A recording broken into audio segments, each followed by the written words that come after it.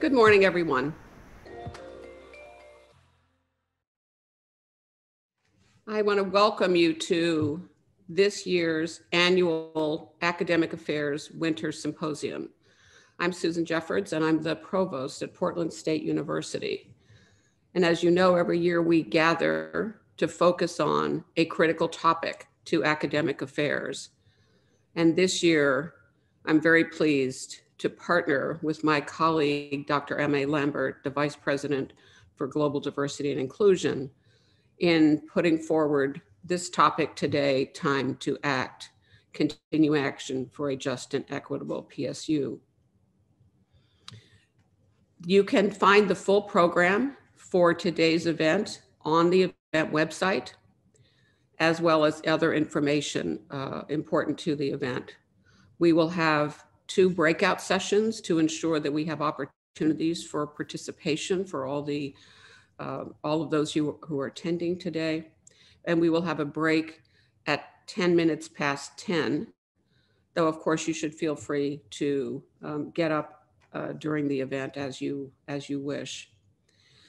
I'm pleased that we have almost 600 people joining us today, which is a sign of the engagement of this campus in this important topic. And as much as I would like to be with all of you in person, and I know many of you would like to have the bacon that is always available at Winter Symposium, I'm pleased that this format has given us an opportunity to have such broad participation by so many people. I want also, in addition to thanking and recognizing my colleague, Dr. Lambert, I want to thank all of the panelists who are participating today. We have a wonderful array of folks from across the institution who will be sharing their wisdom with us today. And I'm grateful that they're willing to commit their time and share their knowledge with us during this event. I also want to thank all of those who contributed to the task force reports that were generated out of the Racial Equity Summit. The information in those reports is critical to the campus as we move forward and as we rethink our engagement with racial equity and justice. And so I'm deeply grateful to all of the members who participated in those important reports. I can't imagine a more timely topic. As you know, these symposia are key areas of emphasis in academic affairs, and they lead to action. Our symposium on student success, for example, led to our major initiative, Students First. And I am confident that today's discussion will lead us to action as well. I think we all understand that this is a time of reckoning, a time when we must weigh in. There is nothing more present for us than the brutal and lethal consequences of racism in this country, as we were reminded yet again of that in this last week. And it is our responsibility as members of the PSU community to make sure that we are confronting issues of racial equity and justice at our own institution and moving forward. And the conversations today, I think, will be a pivotal platform for us to do so on the academic side. I also want to acknowledge the important leadership in this event of my colleague, Vanelda Hopes, who is the Director of Academic Administration and Academic Affairs. It was indeed at Vanelda's suggestion that we partner with Dr. Lambert this year for this topic, and I'm grateful for her leadership. I'd like now to acknowledge another important leader at this institution, President Steve Percy. As you all know, President Percy has made racial equity and justice the #1 priority of his presidency. And I'm really pleased to partner with him in moving that agenda forward and to have him offer some remarks to us this morning.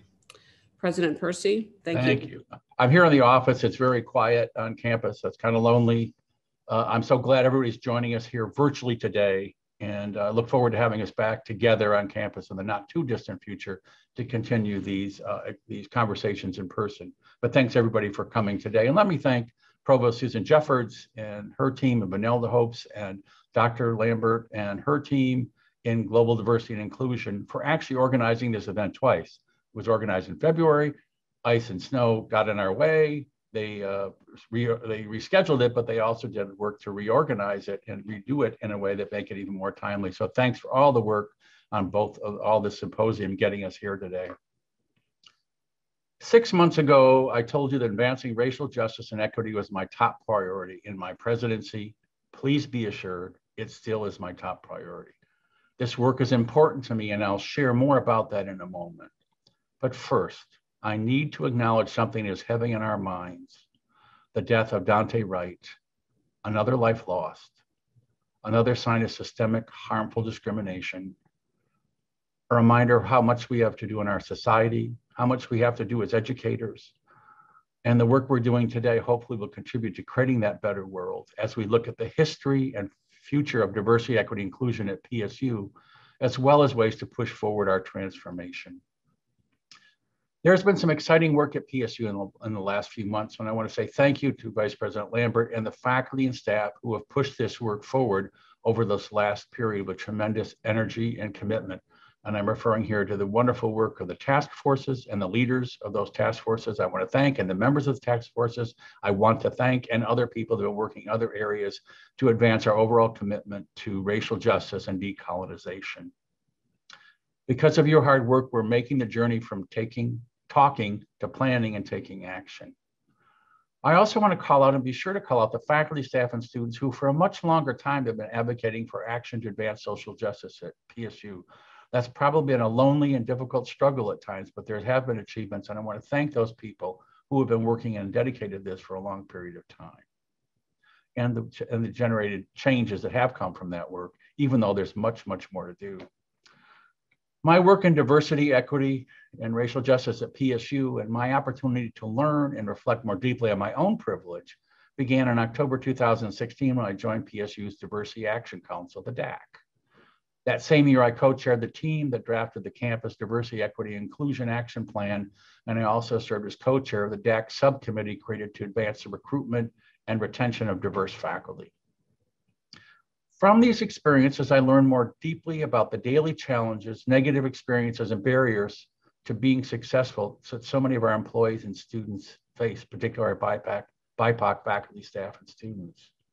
I learned that the processes, traditions, and values that permeate our campus are not supportive of all, and in actuality can cause injustice. I learned that PSU, which articulates its value for diversity, we talk about that a lot, that we are so proud to be diverse, but that diversity in our midst and makes us be sure that we work hard to support that diversity. We appreciate and build from diverse cultures, and we root out practices to sustain white supremacy and colonization. The events, tragedies, and racial injustices and appropriate pushback in the last year have taught me. Personally, I recognized that I needed to help more. I needed to get more involved. I needed to challenge my own biases and to see the structural racism that exists in Portland and in society at large and on our campus. I've been digging deeper into training sessions and conversations with my colleagues. I've been gaining valuable insight from books such as Me and White Supremacy, which calls out the need for white people to take their own responsibility to learn and to grow and to reflect, and not always expect other people to help us on that journey. We need to do work ourselves. To work in partnership with people of color, to be an ally in the fight against oppression takes effort, it takes time, and it takes humility. Because to learn and to really learn, you have to listen. You can listen and not actually hear, and you can look and not actually see. So it's really important to have a depth of listening and learning and reflection. So I'm here today to listen. I pledge to continue listening. I'm not done listening. We're not done learning. I also know to make change, you must also take action. And that's something I pledge to do, to push for action.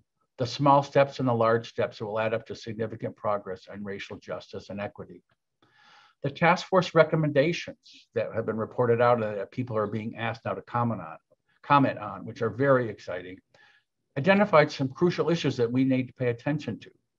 They identified an inequitable system of recognizing contributions to advancing our mission, particularly the work of BIPOC faculty who are asked and expected and actually willingly engage in advising and supporting our students and contributing to DEI work on campus, but at the same time are not recognized and appreciated for that work, even though it's so important to our moving our campus forward with racial justice. We learned about from the task forces the overrepresentation of BIPOC staff in lower paid positions with unclear promotional pathways. We learned about outdated and racist curriculum that lacks appropriate attention to diverse cultures, values, and experiences. We learned about inadequate and racially insensitive communications, and we learned about gaps in our support for first-generation students. Our discussions this morning will likely highlight these challenges and may uncover additional weaknesses and opportunities. Each of these findings requires action and change. Advancing equity is an institutional and societal imperative. Every employee at PSU should experience equitable treatment and responsibilities and a true path to advancement. Diversity should be at all levels of the institution, especially in our leadership. Every student at Portland State should feel supported and challenged by equitable, culturally responsive instruction and curriculum. We will make mistakes along the way, but they will not deter us. Our academic enterprise is strengthened through innovation, and with new ideas come risk and always error. These processes of trial and error and experimentation review and inquiry and examination are hallmarks of higher education. We can't be daunted. We must move forward. And if we make mistakes, we need to learn from them and move on. We must try new novel strategies to equity and justice. We must understand our long history of failures and figure out a new, responsible, and community-informed path forward. The ramifications of the pandemic, the effects of violence against Asian Americans, the disproportionate health and economic impacts of Indigenous, Black, and other BIPOC communities makes our work to end white supremacy and eliminate the policies that engendered it at PSU all the more urgent. The time now is to act. This year, Portland State University is celebrating 75 years of resilience, 75 years of educational and research excellence, and a conviction that we can change the world for the better. While we've made progress toward a more inclusive PSU, we're way not done. We have much more to do. There is no better time than now to commit to making the changes in our institutional processes and practices to root out racism and to move PSU closer to its ideals of justice. Thank you again for being here. I will now turn it over to Roberta Hunt, the moderator of our panel discussion on the history and future of DEI efforts. Thank you. Thank you. Thank you, President Percy. It's a pleasure and an honor to be here with you all. Thank you, Provost Jeffords, and for everyone who has put this event together.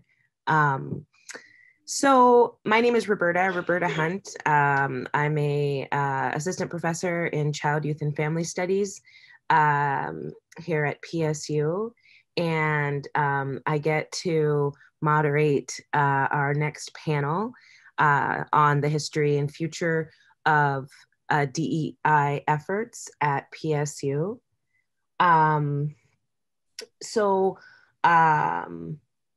Please review the events program for panelist bios and additional information. Cindy Stark, Dr. Cindy Stark, shares her regrets for not being able to join us today. In breakout rooms at about 9:20, event guests will complete we're going to continue this discussion of the questions that we're going to talk about with the panel. You all will go into random breakout rooms and randomly assigned breakout rooms, and you will continue the discussion. So we as a collective are having this conversation. Each room will have a facilitator and a note taker so that equity, diversity, and inclusion at PSU can get your thoughts and we can incorporate them into future action. So panelists, I'm going to ask you questions individually, and and please give your answer. You have 5 minutes. And as academics, we are going to work on our discipline of keeping ourselves in that time. All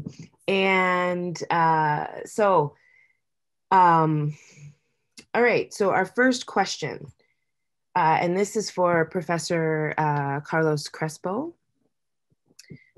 During your time and engagement with justice and equity work at PSU, what are some of the peaks and valleys that have most stuck with you? And what lessons do those provide as we deepen our commitment to the work now? And what must we do differently now to ensure sustained success to move towards transformation? Professor Crespo? Thank you. Thank you, and good morning, everybody. My name is Carlos Crespo. I'm a professor in the OHSU, PSU School of Public Health, and I'm very grateful to be in this panel. So my comment about the peaks and valleys, Portland State University was founded as Vanport College, and that created the foundation of an institution that will thrive through a variety of peaks and valleys. When I first came to Portland State University, I recall we had over 28, almost 29,000 students, and growth continued. And those are great opportunities where we were basically the largest comprehensive university in the state of Oregon. We have observed a reduction in the number of students, but we continue to be the most diverse university in the state of Oregon. Not only that, while we saw reductions in the total number of students, we see the doubling, almost triple the number of Latino students. We also serve a large number of American Indian and Native students. And we're actually, just by the numbers, we could be nationally recognized as an institution that serves a large number of Asian American students. So it's a very diverse university. It's an urban, very vibrant university with great faculty. These are things that we have been able to accomplish and by the virtue of being an urban research university. We also have great partnerships, not only with our local community college, but also with Oregon Health Science University. These are great assets of an institution that we can build upon because it allows to become an access university, which we have been, and this is some of the lessons learned. We have provided access to higher education to students who probably would have not had the opportunity.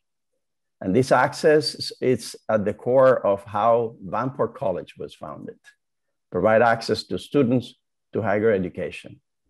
And we can show that our students have gone to other places and done great things.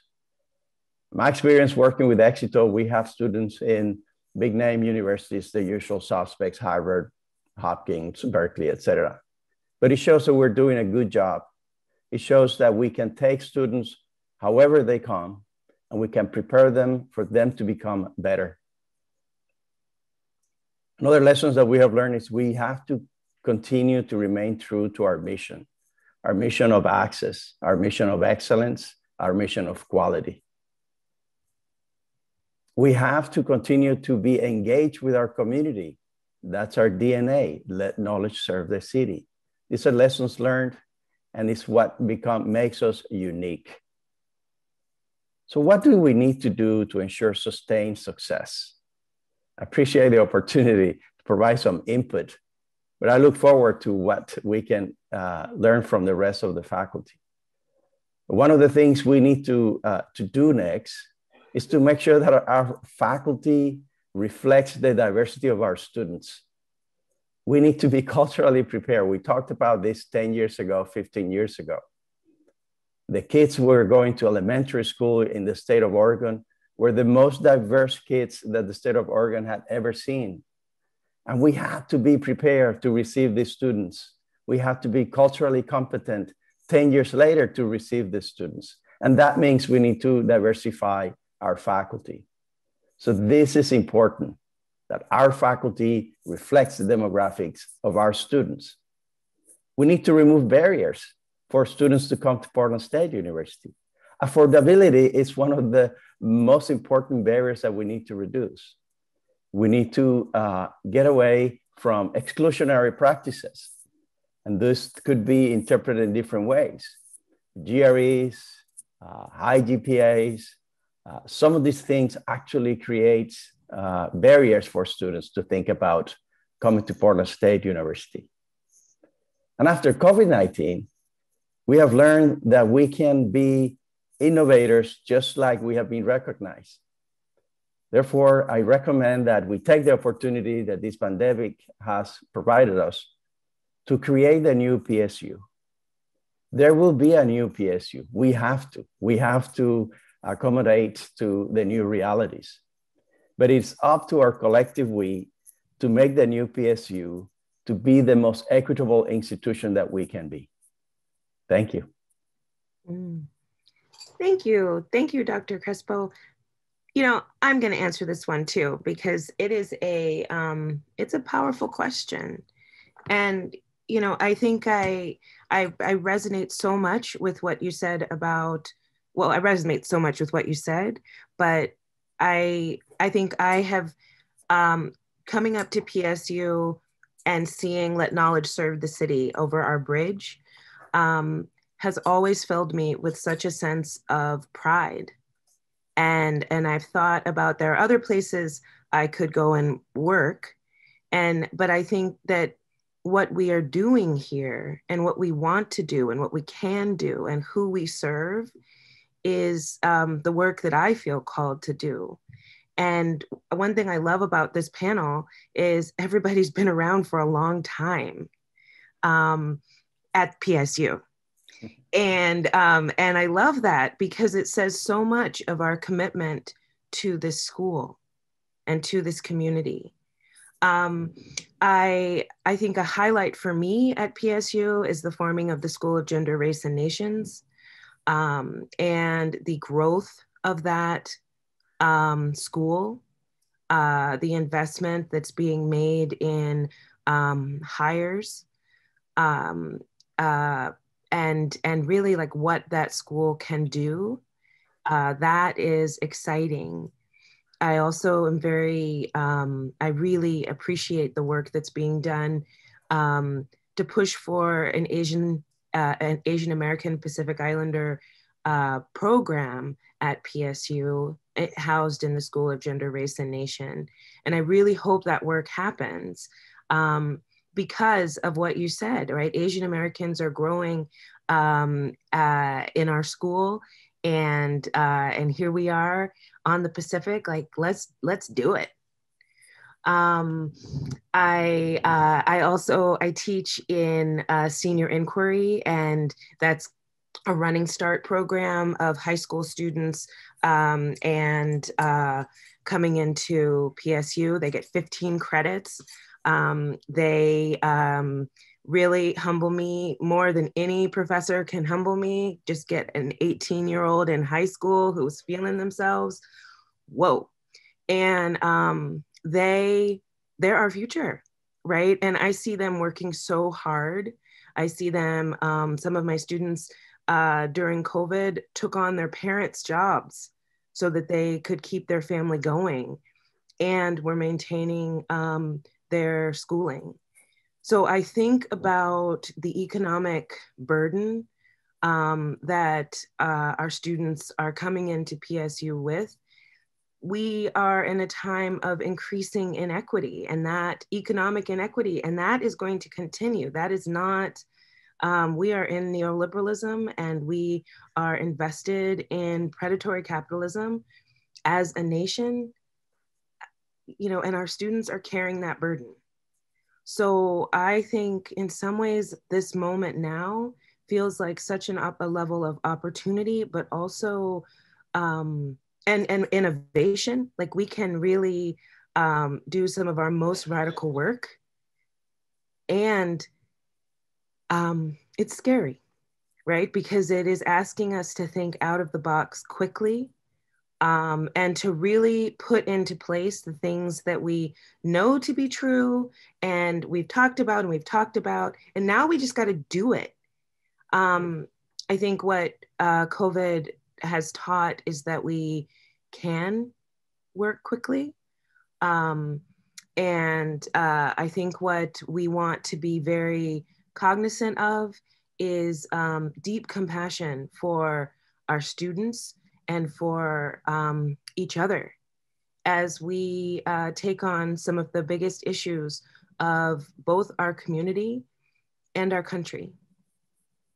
So I'm going to, and we also, you know, I think we really got to address racism on our campus, and you know, keep our students safe as much as we can. It's vital. I think about what's happened with the killing of Dante, and I keep thinking that could have been any of my students. It could be any of our students. So, President Percy, in what ways have you seen PSU have a shared reality around this work? And in what ways do we need to? In what ways do we need to? What will it take for us to do this? Professor Hunt, thank you so much for that really good question, excellent question. I guess I would start by reflecting back when I came to Portland State in 2014, not long after I was here, I assumed some leadership position in the group that was planning strategic planning. And during that strategic planning process, a couple of things were quite interesting. First was we were challenged appropriately, and I'm so glad it happened, from some social work faculty that said, are you using an equity lens in your work? And we had not started out thinking we would, but we did create an equity lens process. It wasn't perfect, to be sure, but we did do more reflection, I think, than we otherwise would about an equity and diversity questions in our strategic planning process. And out of that process, one of the top 5 goals was racial justice and equity, and diversity, equity, inclusion. And at the time, I thought that was pretty forthright and pretty special, and that's where other universities had raised that to that level. So at that time, I learned that many people were very interested and had a commitment to this work.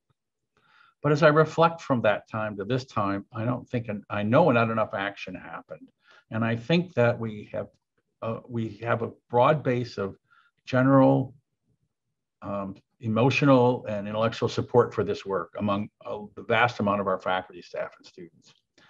And I continue to think that. And I think the horrific and terrible and the challenging, the trauma and the events that we've been through the last year has deepened that a bit. What we didn't figure out was the way to make this stuff happen, the way to take action. Now, there are some notable exceptions to that, and I want to call those out. As Professor Hunt mentioned, the School of Gender, Race, and Nation is doing some very important work and thinking about some new, very important innovation in curriculum. Exito project under Dr. Crespo has done some amazing thing and show us we can successfully educate and provide great next steps in career and education for students of color in that wonderful project. So we have a wonderful project there. The diversity and multicultural student services folks do amazing work. They work very hard and they work diligently to support students of color and to support diversity actions and efforts. And I want to call those out, as well as our centers and our multicultural centers on campus. And so there's some exciting work in the School of Business and sort of advancing advising to support students of color. So there's been some really notable examples, but as a campus as a whole, we've got so much more to do. And we've got to figure out pathways and ways to bring up the conversations, to listen to people, to understand what's causing harm, to understand white supremacy and how the values and the values and the principles and the way we think about life and organize it for white people has been so deeply embedded in us that we don't understand the difference, how different people experience those practices and our values and our processes. And we need to do much more listening, and then we need to find ways to take action and invest in that action happening.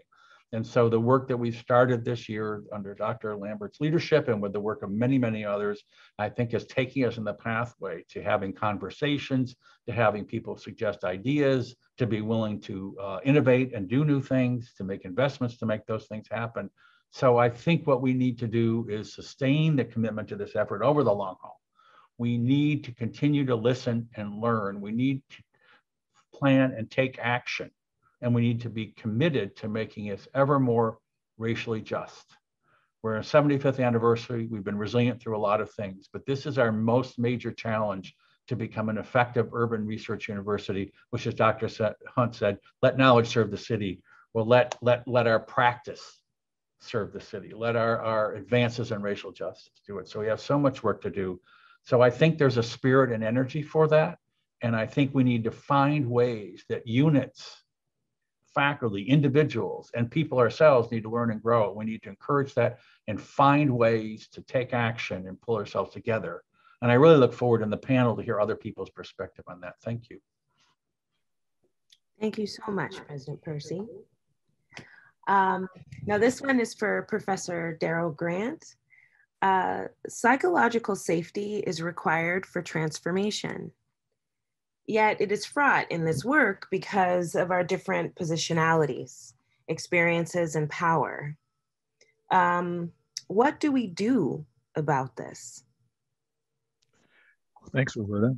I'm glad to be joining you all. I'm Daryl Graham. I'm a professor of jazz studies, associate director of the School of Music and Theater, and co-director of the Interdisciplinary Artist to Citizen initiative in the College of the Arts. Before I start, I also want to honor the fact that we're having this discussion in the wake of another traumatizing event of racial violence, and the death of Daunte Wright. So when we talk about psychological safety, we have to acknowledge this ongoing harm to all of us, but especially to Black people. I also want to acknowledge that I bring only one perspective to this discussion in terms of positionalities, experiences, and power, and I'm going to share that perspective as candidly as I can.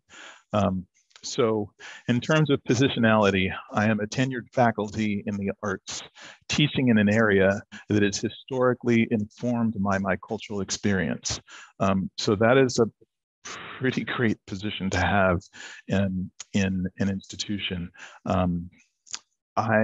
In terms of experiences, I bring a lifetime of relationship to the dominant culture that has been oriented towards success achieved through assimilation and done primarily in isolation. So I was raised to thrive in an environment that an academic institution often represents. And I brought that mindset to my position here. So in retrospect, I never assumed or expected safety rested anywhere in this institution except in my ability to overachieve. And I don't think I'm alone as a Black faculty member in that. I've been at PSU for 24 years. I didn't come here to dismantle racism. I came to take a job to feed my family, to create a platform in which I could pursue and share the knowledge, cultural and creative work that I am called to do. So that's my experience. As a performer, a performing artist, I'm really visible in community. And so I receive a lot of affirmation there that directly impacts my leverage inside the institution. So that is a base of power that I recognize that not every faculty of color shares. I sought to establish a base of support in the community outside school and focus on developing access to resources. As an artist, that was philanthropic resources and entrepreneurship. And my mindset was that to accomplish my goals, I wanted to accomplish my goals with or without the institution behind me. I had no reason to believe that PSU or any institution would actually change. And so I did not work in the beginning of my time here in solidarity around that change. So that has changed for me, that has shifted. And I'm thinking in terms of transformation, what has shifted those dynamics and increased the possibility, at least, of psychological safety. The first, probably and most important thing for me was the expression of solidarity and allyship that followed the murder of George Floyd. It made me feel hopeful and provided an opening for discussion that to that point, the first 23 years of my time here had not taken place. The engagement in anti-racism initiatives that were led by the white people on this campus, seeking to take responsibility and work with other white people to dismantle systemic racism. That was something else that increased the possibility of transformation. Seeing the issue writ large in the community made safer made space for safety and increased this feeling of safety. So, statements of anti-racism from departments, from schools, from units, that's something that increased the possibility. And I think the naming of the continued and ongoing naming of systemic racism is something that also increases this possibility. And so there are also challenges, I think, to continuing this transformation and providing more psychological safety. The largest of those is the slow rate of change. As President Percy said, we have the willingness, we have the knowledge, we have the information, and yet we are still not acting. The threat of distraction is looming, sort of loss of urgency and interest. And I'm frightened that the window to do really powerful and effective things are changing. Move the mic away from my mouth. You're getting a bit of wind pop. Okay, I'll do that. Hopefully that's helpful, and I'll talk a little softer. The unwillingness or inability to reallocate resources and decision making to take money and put it where it can effectively change things is a barrier. And for me personally, I feel like the continued siloing of faculty really prevents us from doing what Roberta referred to as our most radical work. So some possibilities for discussion about things that might transform and possibly lead towards psychological safety. Engaging in a systemic examination and decentering of whiteness in curriculum, policy, practice, and the culture of leadership and participation, the way that we have meetings, the time frame in which we pursued decisions. Those can be informed by different cultural practices and influences. Feeling of participating in an innovative model, the sense that you're prototyping something unique. Is something that might help. The opportunity to do meaningful emotional labor on behalf of a community, the feeling of belonging, of having been charged with something important by people we respect, a means to share a common experience, connection to legacy and a sense of the future and purpose. I too resonated with this let knowledge serve idea that has carried me through, but more so wanting to see us acknowledge the population that should have access to this institution and bring them here. We need to recognize and continue to name the entrenched systems that created the situation we're in today, and recognize that this is a work in progress. So we will not get all the way there. We are creating this work on behalf of future generations. So thanks. Thank you, Dr. Grant. Thank you. Not doctor, just professor. Professor. Professor Grant. Yeah. So for Professor Toyoto Faleva, where do you find yourself getting stuck in this work? Where do you fight hopelessness? What do you do when you are in that place? And what advice do you have for those in that place? Where do you find hope? Thank you, Dr. Roberta Hunt. Thank you, President Percy, Provost Jeffords, Dr. Ame, and Manila Hope for inviting me to the panel. I am deeply honored to be here. I also resonate with everything that's been said already. I mean, Carlos and Stephen, Roberta, Grant, you've said everything that I'm thinking, going, wow, that seems so real for me. But I'll answer the questions that you presented, Roberta. Where do I find myself stuck? Well, for me, racism and the fight against racism and inequity, it's been an ongoing process. I've been doing this ever since I remember, always out there in the trenches. And for me, racism is a very innovative system. It's one of the most dynamic systems I have encountered. It reinvents itself, reinscribes. And so I come to it knowing that. It's an incredibly dynamic system. Though it's a human system in that it's a a social construct in many ways, supported by a legal system and such. But that's my perspective. I see it as one of the most challenging things that we face, and I face as a person. And that as an institution, we have institutionalized that system in a lot of ways. So it's very ongoing, recurring, ever present. And that, of course, then creates a lot of challenges. Where do you fight hopelessness? Where do you fight hopelessness? Where do I fight hopelessness? That seems to be a very personal strategy for me. I think everybody remembers when they first encounter hopelessness. And unfortunately, it's not a one time and done. But I think when I first encountered that,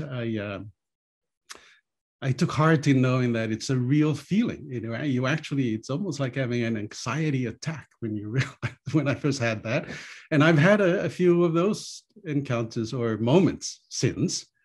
For example, working in a homeless program, we thought we built an incredible homeless program, but every month there were more homeless people, more mothers and children. The majority of the homeless are children, and we just I got to a point where, oh wow, what? So that's the sense of hopelessness I first encountered and encountered even before that, and since then. And that sometimes happens at PSU when you see the same issues again. Didn't we have this conversation, 10 years ago, or did we forget? Or my first experience of coming to PSU from where I was coming from, and encountering a definition that was based more on diversity of the human experience, important as that is, but it minimizes the importance of race and inequity. You can do appreciation and human diversity and never encounter or own up to racism.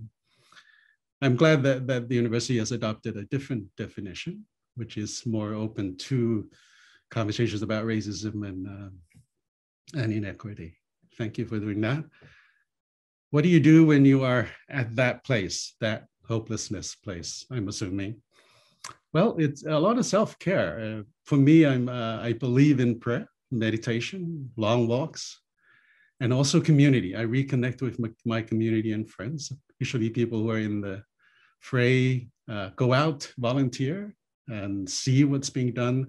I really like the comments, Roberta, about the youth and what you see. That's been an inspiration for me. Getting out there during the COVID and volunteering, testing and vaccination clinics, and seeing the young people working. Well, everybody's pretty much younger than me, but it's great to see them and go, wow, this is great. They're out there, they're volunteering, they're getting things done, and they're all bright, hardworking, and they're all smarter than me, and that gives me a lot of hope. It's a wonderful thing to see. So those are the kind of things that people do. Go to the mosque or to the church or the temple, wherever you need to be, or meditate. Find your space, and for me, it's usually meditation, prayer, long walks, and when I'm in that place. What advice do you have for those in that place? Well, that's the kind of advice, but also really to realize it's a real feeling. It's not and that you have your versions of self-care, go there, and community, and there's also a lot of resources at PSU for support if you're at PSU. And then where do you find hope? For me personally, hope comes in a lot of forms. Again, as I said, you mentioned seeing what the young people are doing, but also in all my remembering of history. My own family was deeply embedded and part of fighting colonialism. They stood up to the Germans, paid dearly for that. We're still paying for some of that. If you were part of the people who resisted, you get penalized multi-generationally, economically and such. That's the reality. And then there's a history here in the US. A lot of people before us have faced a lot harder circumstances than we are. Some of them paid with their lives. So that kind of hopelessness, and it's a luxury. It's a luxury I can't afford. In my age, there's no hopelessness, dealt with that. Now it's just sort of, hey, get yourself up out there and keep working. I mean, people have died for this. I saw Dwight, and he looked like my son looks like him. And I think Grant had alluded to this, great theories about raising boys or all of these, but that doesn't apply to my Black son. I mean, yeah, it works for you boys who are not Black, but I'm teaching my son to survive that encounter with the police. Yeah, I mean, you don't, so I'm raising my child in a different way because of the reality of those challenges. Ironically, I find a lot of freedom in the community work I do outside of the university. We create community infrastructure that are set up to be resilient, to help multi-generational people in the community. And that kind of freedom doesn't quite exist within the confines of the institution that we're in. But that's something that's changing now. I think we do a lot of work but I'm glad that that's happening. Thank you.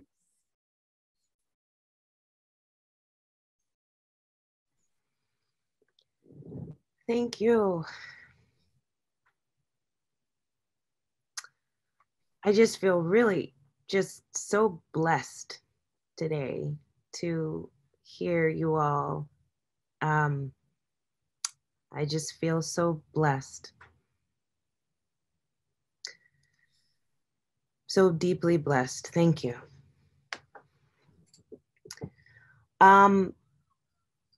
So we now will randomly assign everyone to breakout rooms to continue this conversation and further discuss the questions posed. So the questions can be found on the event program under breakout rooms.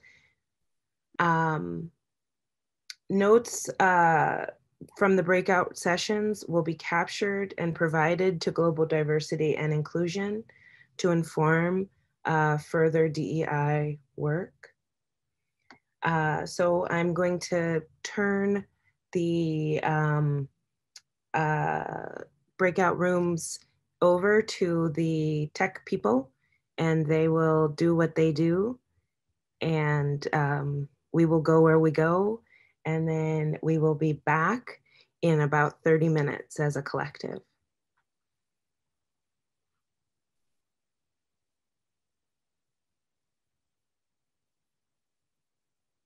Hi, everybody. This is Ryan from the Campus AV team. So we will, at this point, ask you to pull up the link to the program website, and we'll get that posted in the chat here in a moment. And I'm showing that on the screen now. You'll find that at pdx.edu/diversity/time2act, and that'll get you there. From that program, we're going to ask you to scroll down. You will close out of the Zoom that you're in right now and scroll down to one of these two breakout rooms. Go ahead and just pick one. We're going to try to split you in half. And then once you're in that room, we will assign you randomly to a breakout group.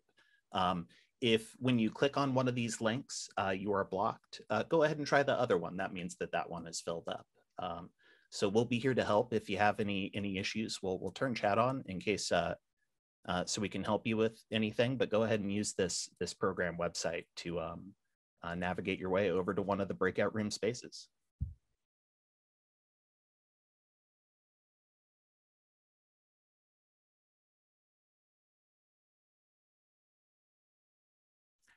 And hi, everybody. And the moderators will also need to head on over using the link here. So go ahead and leave this this space and head on over there. And you'll actually close all the way out of this Zoom and then rejoin it later after this session is done. So we'll see you back here in a little bit, but for now, go ahead and close out of the Zoom once you have the website open and click into the breakout room that you've been assigned to as a moderator from that list.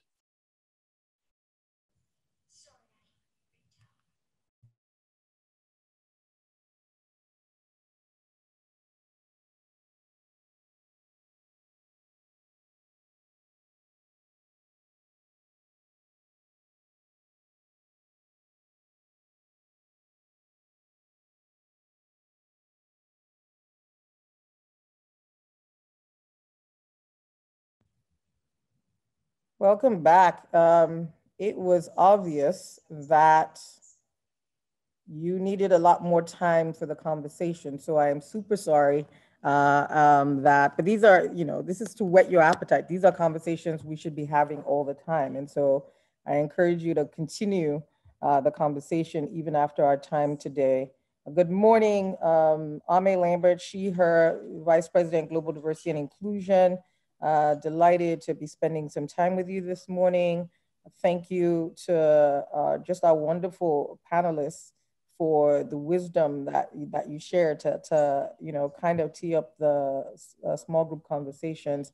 And thank you to President Percy and Provost Jeffords, our wonderful task force folks, all the folks who worked to put on our symposium today. And so we just want to get a flavor of the conversations that happened. I kind of dropped into rooms and just heard some really awesome stuff. So we need like quick recaps to just capture the core ideas that came up in your conversations. And then we're really glad that people have been taking notes because we need to sit with kind of the outputs of your conversation. So I'd like to invite Dr. Hunt to start us off and just give us a sense of what came up. She may be on her way back. Okay. And there's still groups talking. Finding our way back to okay. the mothership. Yeah. Okay. Well, in that case, Dr. Crespo, why don't you go and then you're it?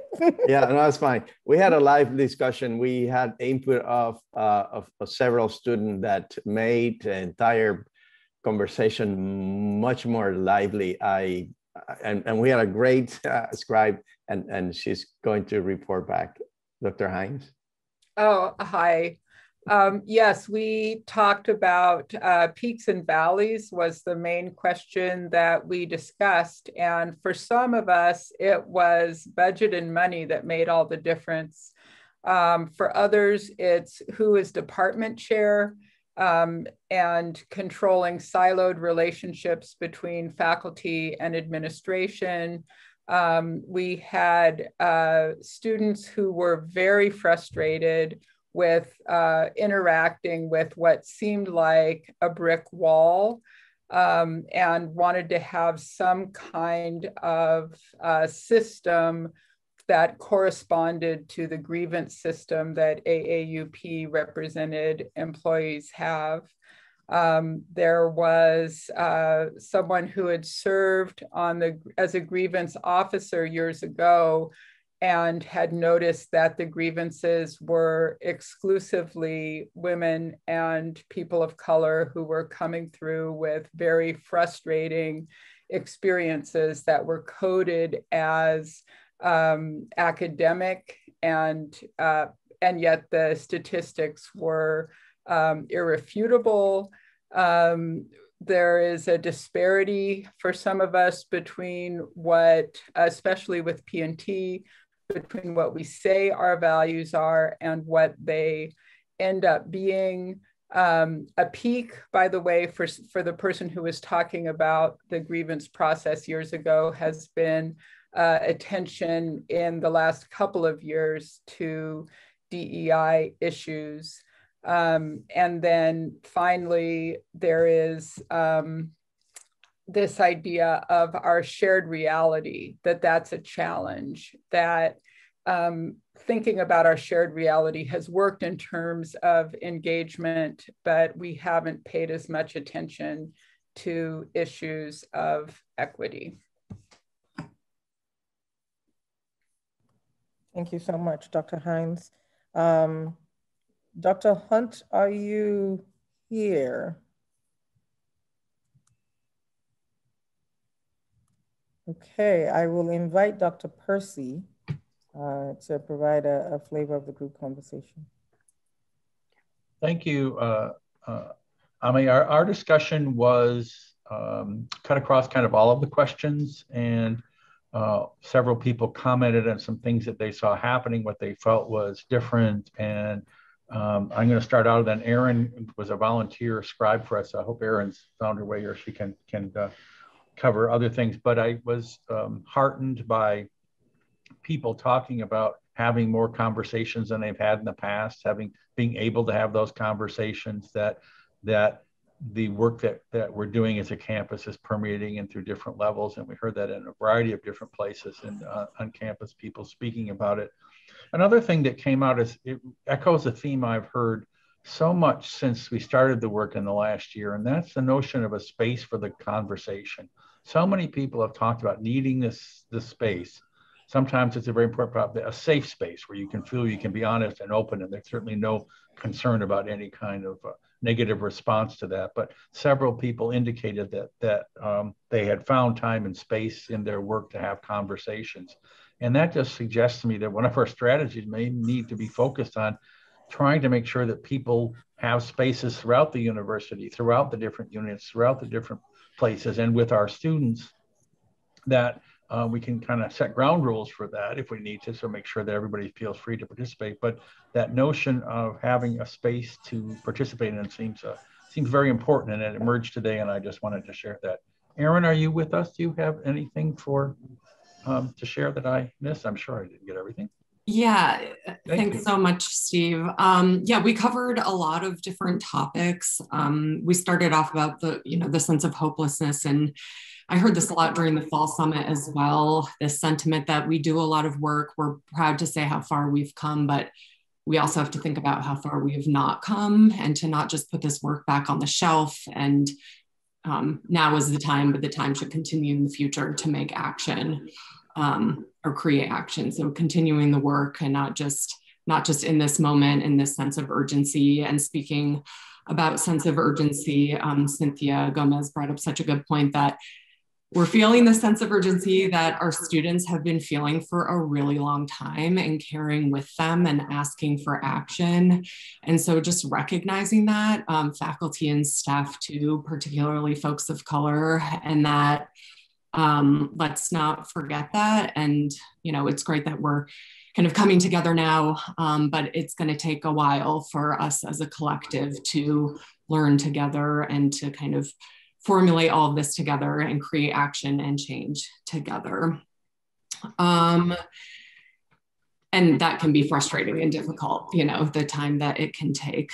Some talk about learning from the pandemic, which I thought was really encouraging in some ways, that ways in which we never thought we could work or should work. Now we're all doing it, right? We never really worked remotely as a group, or that was kind of the exception to the rule. Now we're all doing it. And that's just one example of how we're going to learn from the pandemic. We're coming together now. We're listening to more marginalized voices. They've been laying in silence. We're rallying together, and we can just be more creative in our approaches to change, and doing that with purpose. And I'll just do one more thing. We talked about a lot, but the other thing of kind of individuals and units now feeling more empowered to dedicate time and space to this important work, especially over the last year. And people are feeling encouraged and empowered by that, and how necessary that is on a kind of micro level to create the macro change. Thank you. I appreciate that. Professor Grant. Yeah, we had a really useful discussion as well. And I'm going to turn the reporting back to Nadia, our scribe. Thank you so much. Yeah, I'm hearing echoes from other groups about the similar conversations that we're having, creating safe spaces, and I'm also hearing an echo. So if anyone who's unmuted could kindly mute, that would be wonderful. Yeah, some great takeaways. The question that we talked about most was psychological safety, and the idea of transformation, who is transforming, and what is involved. It takes deep processing, and it is layered. It takes being courageous and taking risks. There was a story that I think should be shared about an experience working with C-suite real estate developers who were hesitant to cover topics of race. And the question that was posed to them was, did you get to where you are through using modes of fear or courage? And the answer is by being courageous and taking risks. And that is kind of the way that we should also approach matters of race and equity. And that, you know, the importance of overriding psychological safety and overriding the fear mechanism. It's not something that you can read in a book. It takes diving deep within yourself and having challenging conversations. There were conversations of different levels of power and how that impacts the conversation, and creating a safe space or a space where everyone kind of feels like they are on level ground. The idea of having a beginner's mind and understanding that we all have something to learn.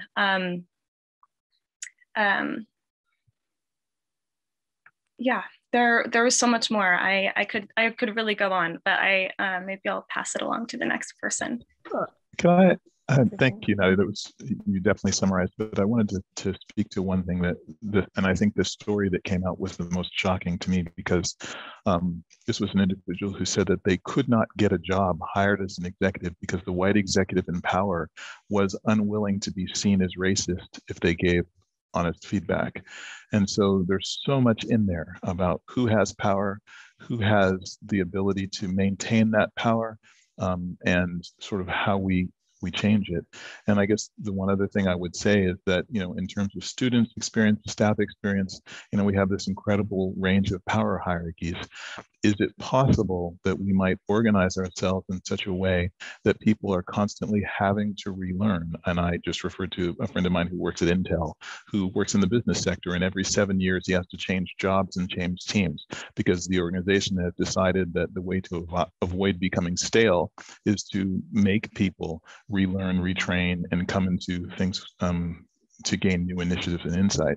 And I'm imagining that if we created that culture here, the students seeing that would be more empowered to speak up and offer their voices to where we're going. So just wanted to add that. Thanks, Nadia. I appreciate that very much. Dr. Hunt. Hi, everyone. So in our group, we, you know, I think we,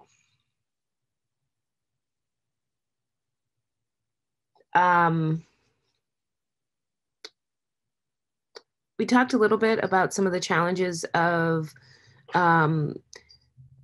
essentially organizing with our colleagues around kind of a shared understanding of equity and racial equity and what that can look like within our different units. And really kind of noting that in some ways we're at a culture shift where there's more awareness around racial equity, but really needing more of a collective kind of definition and hallmark from PSU that we in our departments can apply. Some disconnect between working on the ground with students and seeing student needs and seeing low-hanging fruit for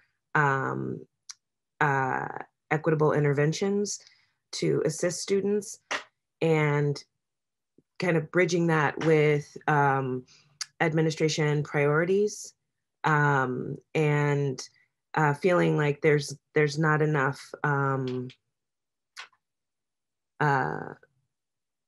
resilience in the hierarchy to not just make those changes as individual efforts, right? So there's a need to think about how do we institutionally connect more with what is it we want to be student-centered, and then what does that look like? in terms of very practical things that keep people in school or push them out. Yeah, and then perfectionism being a real barrier to success, and sharing definitions absolutely helps. Psychological safety is also important. And for every event or conversation, we each see and hear different things. And we talk about giving each other grace. So what does that mean in everyday conversations and thinking? And you know, I think this trying to have something of a shared reality is so hard in a place as big as PSU. And yet there's a need for some shared reality about what we're seeing. Yeah, and the only shared reality that we thought about was, okay, student-centeredness. But again, what does that mean? What does that look like? Yeah. Thank you. I appreciate that. Dr. Falaeva, please. Dr. Arme Lambert, I was actually in the same room with Carlos. So hopefully the room continued without me and they have a scribe. So yes, okay. So this was a group that Amy and Harold, okay. So thank you very much. Thank you. So over to Amy and Harold, please. And thank you all for stepping in.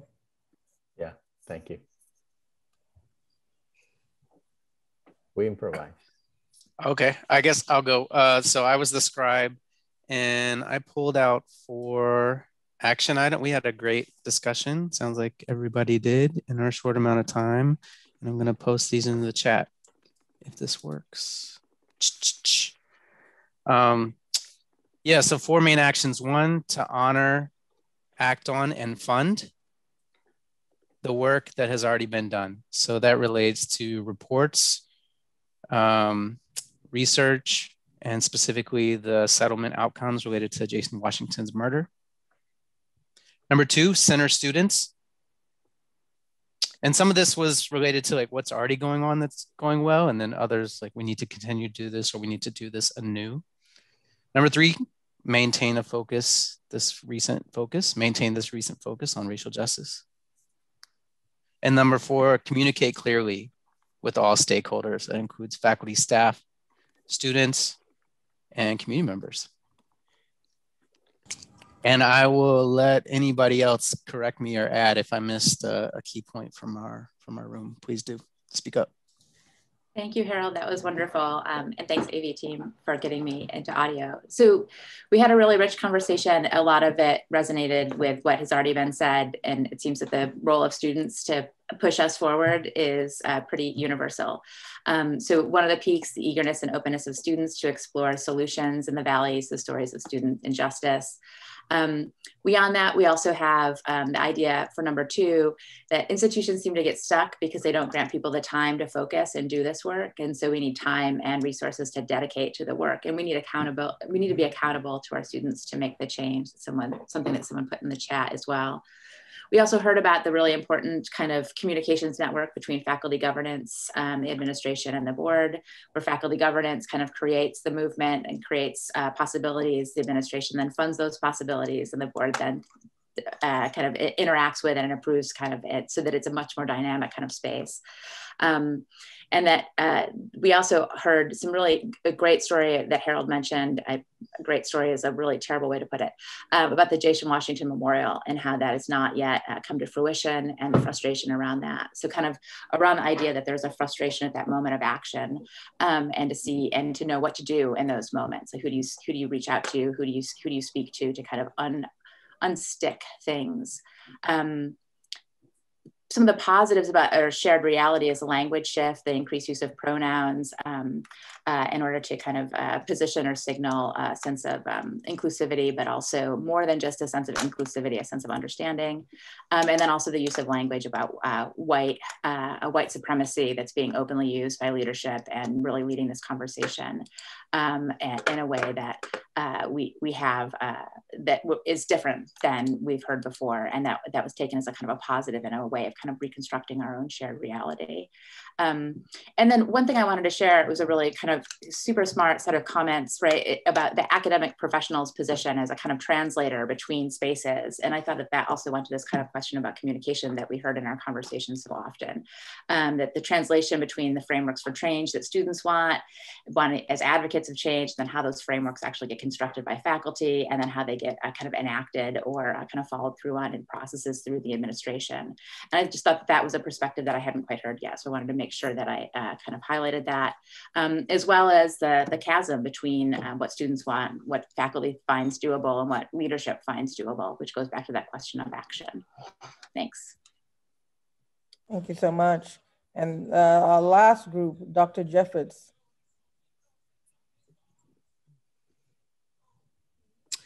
Our group got reassigned, and I ended up being in Daryl Grant's group. Okay. All right. So appreciate that. So thank you. I mean, you know, folks, here's my thing, right? Like I'm a real fan of like the first Matrix, right? Because of all the parallels around these conversations. But it's only in the movies that you can take like a blue pill or a red pill, and then all of a sudden, like, you know, you see the light and you see all of these complexities. These are layered, complex conversations. And so again, this was to whet your appetite. The input already is rich, but we need to keep having these conversations. So thank you all for your leadership. I'm sorry you're not gonna get your full 15 minutes because you're so awesome and you had such good stuff to share. Please be back at 10:30. So you will get 12 minutes to kind of stretch. See you at 10:30.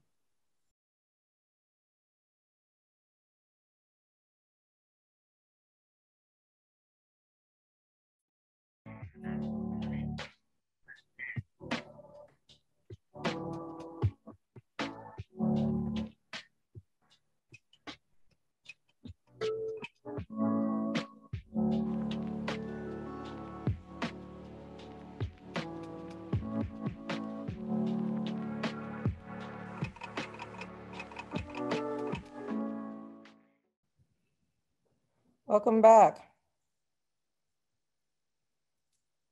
Well, I am really, you know, it was the right decision to reschedule the Winter Symposium from February 18th because of the storm, but I'm really sorry that you didn't get the opportunity to hear directly from the wonderful task force members who've been working on this since before the summit in October. The task forces were assembled before then and facilitated conversations at the summit. And I'm really sorry that they didn't get to take an official bow. So I just want to start by, you know, give them a wave, give them a thumbs up, give them a heart, and just express a deep gratitude for the work that the task forces have engaged in. Next slide, please. They have, the conditions for planning were less than ideal, right? Short timeline, we're virtual, we don't really know each other. We didn't spend a lot of time doing kind of grounding and relationship building because we really wanted to listen to the voices of the campus and drive to action. And these folks it hasn't been easy and it hasn't always been fun, but folks have continued to kind of step in and step up and engage. And even this morning, as we were talking about during the report outs, when rooms didn't have facilitators, folks just kind of jumped in and got the work done. Those are the folks who have been at the table. So huge shout out. We've mentioned this before, but we're organizing our effort by a framework, and we're hoping that this will be a campus-wide framework, like, you know, and so as folks are doing your work in various departments, we encourage you to reach out for the framework and have conversations around it because people are looking for kind of macro things to help them do their work in the individual spaces. And so what we did is we took the Inclusive Excellence Framework, which is pretty popular, and we took another really popular framework by Daryl Smith, and we merged them. They're similar, but you put them together and it kind of gets us to a robust place. But the 5 task forces are student access, success, and equity, employee access, success, and equity, education, scholarship, and service. Some people say education, training, scholarship, and service, but we consider training to be part of education. And so we don't make that distinction. Campus climate and intergroup relations, and leadership and infrastructure. And what we asked the task forces to do, and they have done this really well, is to get grounded in the work that has come before. The strategic plan, task force reports, the diversity, equity, and inclusion plan, the report that came out of the recruitment and retention committee of DAC, just making sure that folks were grounded in all of the recommendations and all of the wisdom that has already been put on the table. So thank you to all of you who were part of these efforts. And I hope that as you look at the recommendations, you see that some of your work, a lot of your work has been carried forward, and that we will continue to ground ourselves in prior work as we forge ahead.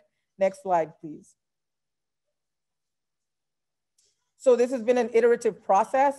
And what we asked the task forces to do was think short-term, high impact. Again, we really wanted to hear the less rhetoric, more action. And so maybe we can't do the less rhetoric part yet, but we really want to emphasize the more action. And so we asked folks, think about a 3-year time span, up to 3 recommendations per task force, so we don't have more than 15. And then really think about what could be really impactful in that short time frame. And in January, all the task forces all got together and listened to each other. So they presented to each other, got some feedback from there. We moved around some items. This is one plan. So in some ways, it was just about, where do things fit in terms of framework, but this is one plan. And then a couple of weeks ago, we got together with university leadership. So the task force co-chairs met with executive council, academic leadership team, faculty steering, ASPSU, and union leadership, and got some incredible feedback, right? When you're doing work, you're kind of in a bubble, and it was just really helpful to hear kind of the questions and the suggestions that came from folks who have not been part of the planning process. And then you've gotten the website. We really need to hear from you. Thank you to everybody who's already filled out a feedback form. If you haven't, we really encourage you to do that. Your perspective matters and helps us be better. And then I think shout out to President Percy for the Racial Justice Fund. Each of the task forces have access to $50,000 of seed funding to be able to advance their recommendations. Next slide, please. And so, what I hate about planning is that it's a lot of work. And after doing all the planning, people are kind of tired. And that always feels like a very vulnerable kind of inflection point.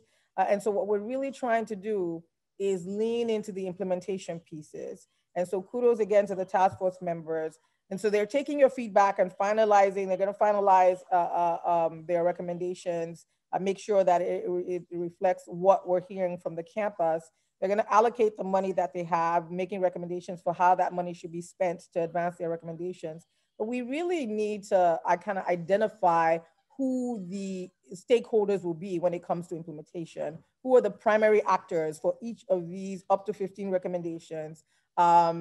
And then we really want to have a leadership champion, a leadership sponsor. It doesn't mean that those are the folks who are implementing, but somebody in the organizational hierarchy, up in the organizational hierarchy, should be an owner or a champion for the efforts, right? Coming alongside and enabling the work to be implemented. Hold on one second.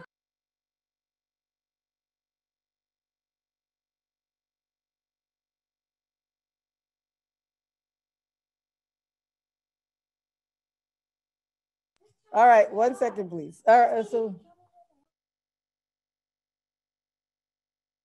7-year-olds are not interested in presentations. And so we've also asked the task forces, so they're the folks who have been embedded in these conversations for the last several months. And so to kind of give us a sense of their up to 3 recommendations, where do they, which recommendations should we start with, right? We can't do everything in the first year. So how do we want to sequence our activities? And then really importantly, really having conversations and getting insights in terms of the metrics to monitor our progress. Shout out to OIRP for just great partnership We have been disaggregating and intersecting data in a variety of ways. I have all kinds of questions. They've been super gracious. Shout out to HR for Nina for the data that we just got. Shout out to Students First for the dashboards that they've created. The goal is to create an equity scorecard, which is using the equity index, which is a particular methodology that came from the USC Center for Racial Equity. It actually started with the Center for Urban Education. And what you're looking for is proportional representation along any indicator. And so if 30% of our community is population X, when we disaggregate honors representation, GPA distribution, internships, graduate school recommendation, we want to see proportional representation along all of those indicators. And we will do that for both students, faculty, and staff. And so looking forward to the partnership that creates the equity scorecard. Because when you have trend data, it's just really helpful in terms of helping you figure out where you need to focus your efforts. Next slide, please. So in order to catch up, we are not gonna, I had hoped we would have some time to see what kind of questions people had that were top of mind, but Sahar has graciously created a Google Doc. So if you have questions about the kind of equity task forces, about the work, about implementation, please drop them in the Google Doc and put your email and we'll make sure we get a response to you. But I now would like to invite President Percy back to speak to, we've been getting questions and folks have been wanting to have a conversation about centering equity during difficult times, right? And so if equity and justice should be our organizing framework in everything we do, how does this show up in difficult times? And so please, over to you, President Percy.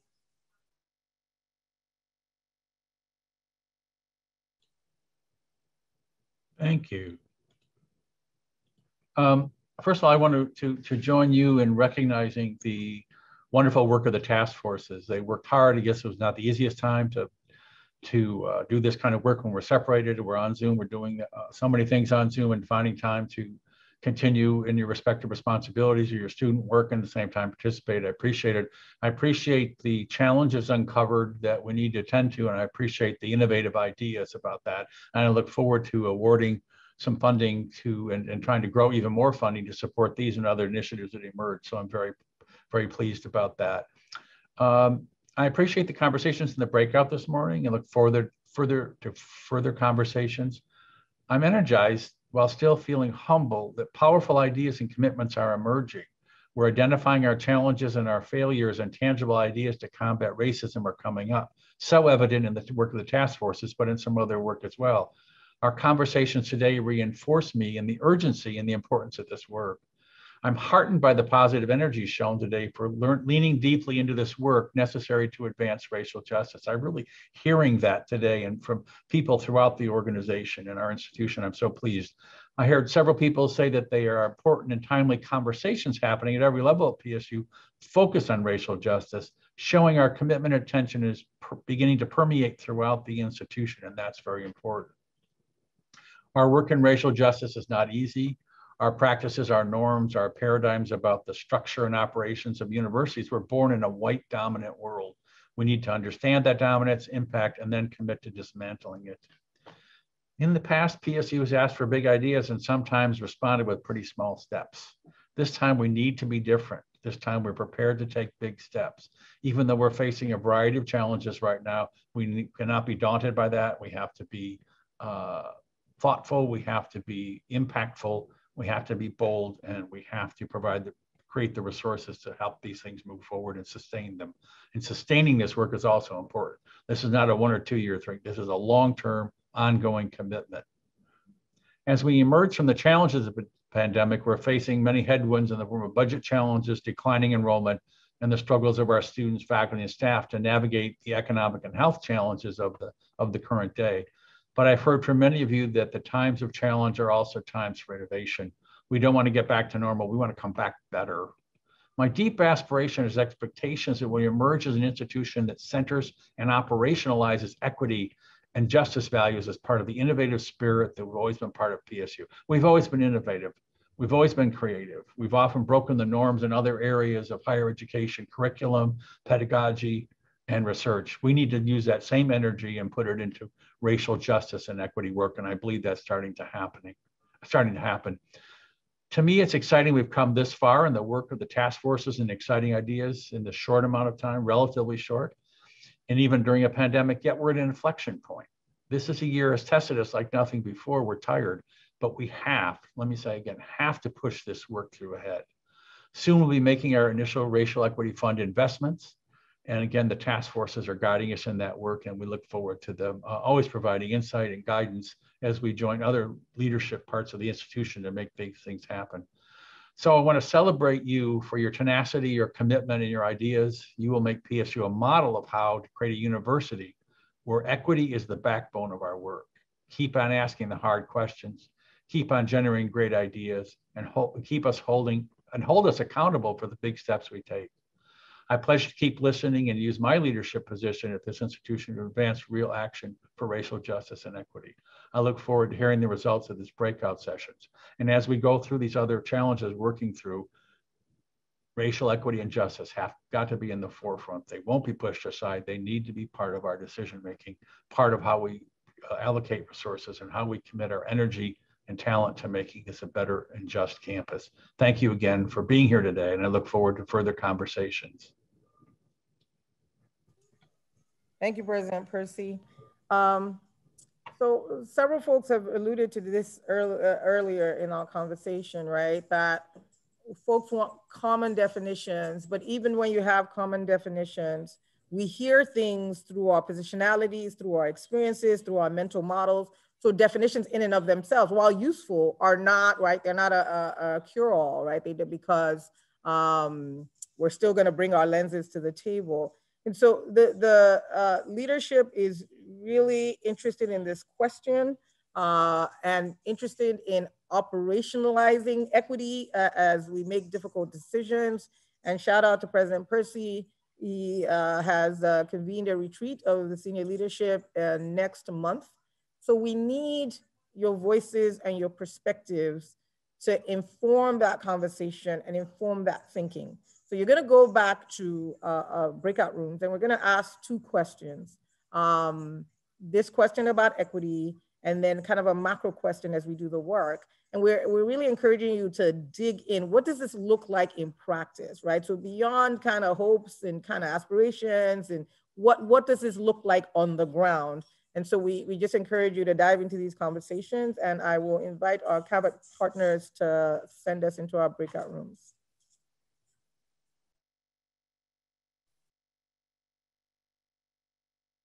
Hello, everybody. Thanks again for working with us on the room changes here. At this point, we'll have you close. Go ahead and open up the website, and Art is going to paste that into the chat now. We'll ask audience members to use the website to pick either room 1 or room 2 on the breakout rooms to join your Zoom session. At this point, we'll ask all of the moderators and the scribes, look in your chat. Jacob is going to post a list of the rooms that you're headed to in the chat at this time for you, so that you know whether you're going to room 1 or 2. If you see references to room A, that is referring to room 1, and room 2 is room B on a few documents. So again, audience members, go ahead and let's have you leave this room and go ahead and join either room 1 or 2 on the website. If you hit a wall, go ahead and try the other room. That just means that room is filled up. And then panelists and scribes, you will see that in the chat. We have for you some directions to let you know which room to go to.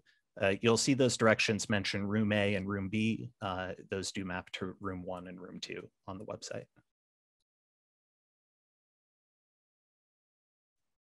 So you will have to, panelists will also have to leave this room. Go ahead and click out of the Zoom link once you have the website open, and head to your room, and we'll send you all back from there and see you soon. We'll be here in the chat if you could use any assistance.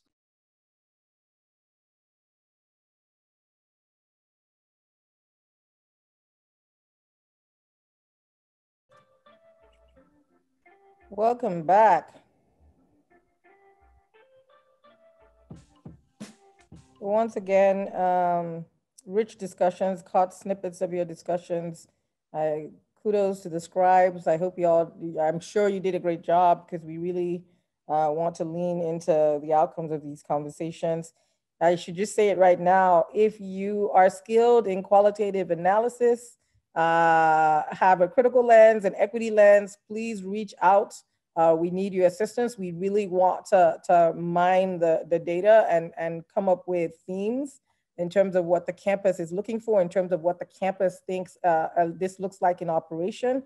So please reach out to us. Reach out, you can email me or Sahar, Patrick, Vanelda, but reach out to us. We would appreciate your assistance in making sense of the data. We're not gonna have time to hear from every group, unfortunately. And so we'd love to hear from maybe 4 or 5. So if you want to, raise your hands or say in the chat that you'd like to speak, we can hear from the first 4 or 5 groups.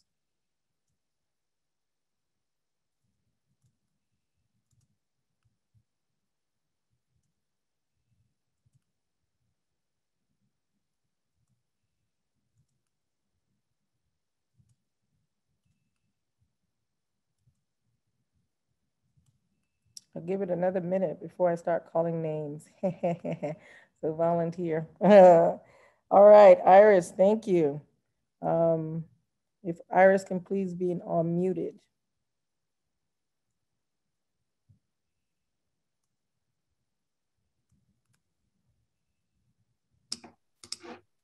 Okay, perfect. Can you all see and hear me okay? Yes. Wonderful. Perfect. Okay. Thank you so much, Ame, and thank you, everyone. Yeah, we had an absolutely incredible group and a very rich conversation. So I'm going to be just brief on a few comments, but one initial comment was one of the most impactful things that we could certainly do would be to avoid a tuition increase, because that tends to disproportionately affect our most marginalized students, including BIPOC students. And so that would be a very meaningful, visible step that we can take to prevent harm or reduce further harm.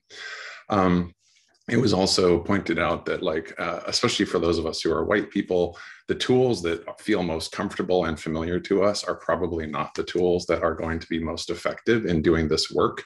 It brought to mind the Audre Lorde quote that the master's tools cannot be used to dismantle the master's house. I think that we need to look to the leadership and guidance and wisdom and knowledge of our BIPOC folks without burdening them, right? Without placing that burden. So there's plenty of information that's out there and accessible to us that we can steep ourselves in, and then certainly seek the guidance of our colleagues in those positions. So that was another thing that came up. Urgency works against racial equity was one thing that came up. Another thing that came up too, of course, we have a sense of urgency, but we need to be thoughtful in the burden that we're placing on people with all kind of the things that are happening in the world and on campus, right here in Portland and so forth. Another thing that was really meaningful was an experience someone had on another campus elsewhere. And that was just that, they had all the glossy advertising that made it seem like a very inclusive campus, that it would be a great place for a student of color to go. But once they actually went there, it was not that. So I think there was the message that we need to be so careful that if we're telling people that they should uproot themselves and their families and move to Portland, Oregon to come to PSU, that our marketing and PR needs to be lined up with what we can actually deliver.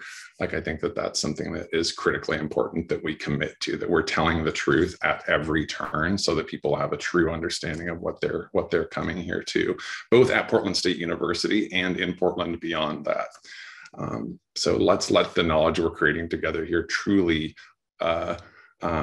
serve the city, right? By modeling what Portland can do better. And disarming was a great way to do that.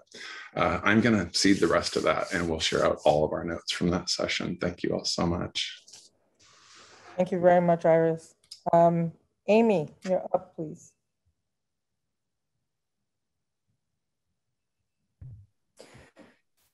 Like Iris, I'll begin by saying there was much said in our group, and I'm only going to be able to touch on a few things. But I think they're worth sharing. We approach this in the spirit of what are the action steps that we would like to see happen that would allow us to feel and see that some of this work was moving forward. So in that spirit, I have bullet points. So one of them is around professional development for student-facing faculty and staff, and particularly for faculty who are teaching courses. All too often, faculty have reported that they feel underprepared to be effective with diversity and inclusion topics, and they and equity issues. So they really want, and then because they're inadequately prepared or feel inadequately prepared, their students feel it. So a more robust and professional development program for student-facing faculty and staff. And maybe for everyone, but we really just want to target that group for sure.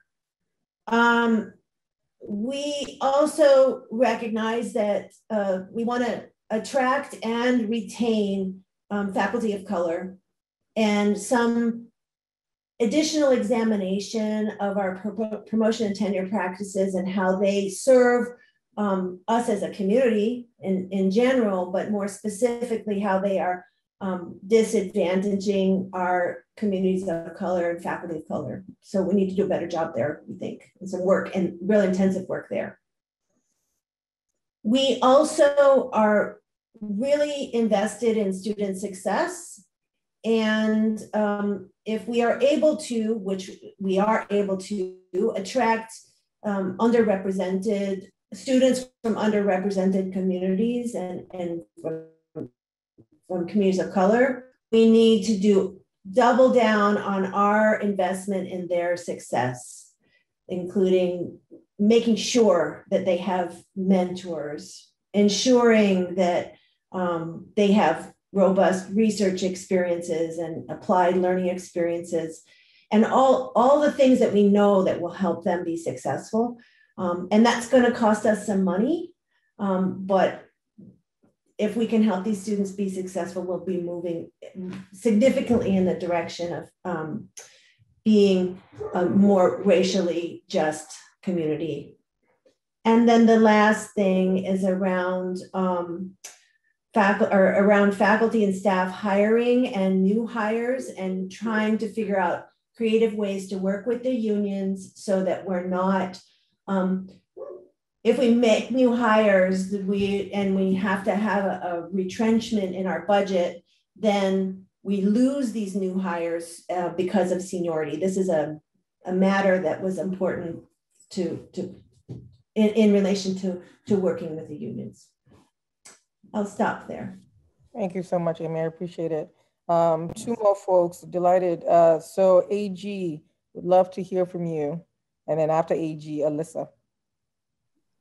Thank you so much. In our group, we discussed actionable items and getting into the trenches, if you will, between student groups and with faculty on a monthly and ongoing basis. This can be, having monthly meetings with SALP and our university clubs, because they're very, very diverse, invite everybody, and then make certain that we can actually discuss, have open dialogue with actionable items that are then turned into actions that are created by the PSU administration, making sure that those things are implemented.